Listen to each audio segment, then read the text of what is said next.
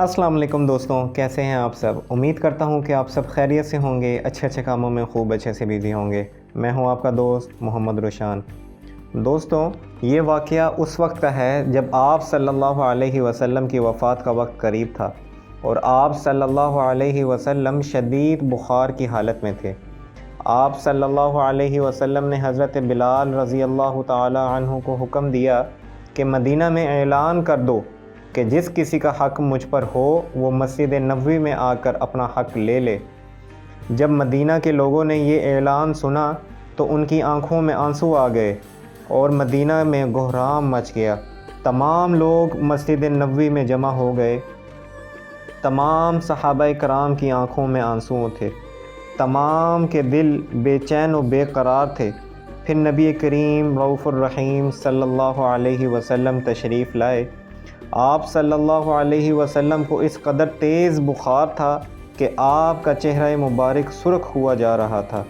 آپ صلی اللہ علیہ وسلم نے فرمایا، اے میرے ساتھیوں، تمہارا اگر کوئی حق مجھ پر باقی ہو تو وہ مجھ سے آج ہی لے لے، کیونکہ میں نہیں چاہتا کہ میں اپنے رب سے قیامت کے دن اس حال میں ملوں کہ کسی کا مجھ پر کوئی حق باقی ہو۔ یہ سن کر تمام صحابہ کرام رضی اللہ تعالی عنہ کا دل تڑپ اٹھا۔ مسجد نبوی میں آنسوؤں کا ایک سیلاب برپا ہوا۔ صحابہ کرام رو رہے تھے لیکن زبانیں خاموش تھیں۔ اب ہمارے آقا ہمارے ساتھ چھوڑ کر جا رہے ہیں۔ جناب رسول اللہ صلی اللہ علیہ وسلم نے اپنے اصحاب کی حالت دیکھ کر فرمایا، اے میرے ساتھیوں، اللہ تعالیٰ قرآن میں ارشاد فرماتے ہیں، کل نفس ذائقۃ الموت، ہر جاندار کو موت کا مزہ چکھنا ہے۔ میں جس مقصد کے لیے اس دنیا میں بھیجا گیا تھا وہ پورا ہو گیا۔ اب ہم لوگ کل قیامت میں ملیں گے۔ ایک صحابی کھڑے ہوئے، روایات میں ان کا نام عکاشہ آتا ہے۔ عرض کیا، یا رسول اللہ صلی اللہ علیہ وسلم، میرا حق آپ پر باقی ہے۔ جب آپ جنگ احد کے لیے جا رہے تھے تو آپ کا کوڑا میری پیٹھ پر لگ گیا تھا، میں اس کا حساب لینا چاہتا ہوں۔ یہ سن کر جناب عمر فاروق رضی اللہ عنہ کھڑے ہوئے اور فرمانے لگے، کیا تم نبی کریم صلی اللہ علیہ وسلم سے بدلہ لوگے؟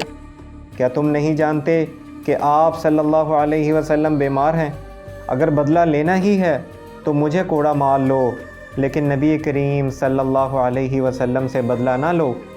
یہ سن کر خود نبی کریم صلی اللہ علیہ وسلم نے ارشاد فرمایا، اے عمر، اس کو بدلہ لے لینے دو، اس کا حق ہے۔ اگر میں نے اس کا حق ادا نہ کیا تو اللہ کی بارگاہ میں کیا منہ دکھاؤں گا، اس لیے مجھے اس کا حق ادا کر لینے دو۔ آپ صلی اللہ علیہ وسلم نے کوڑا منگوایا، حضرت عکاشہ کو دیا اور کہا، تم مجھے کوڑا مار کر اپنا بدلہ لے لو۔ حضرات صحابہ یہ منظر دیکھ کر شدید غمگین تھے۔ حضرت عکاشہ نے کہا، اے رسول اللہ صلی اللہ علیہ وسلم، میری پیٹھ ننگی تھی، اس پر آپ کا کوڑا لگا تھا۔ ہائے! یہ سن کر نبی کریم صلی اللہ علیہ وسلم نے اپنا کرتا مبارک اتار دیا اور فرمانے لگے، تم میری پیٹھ پر کوڑا مار لو۔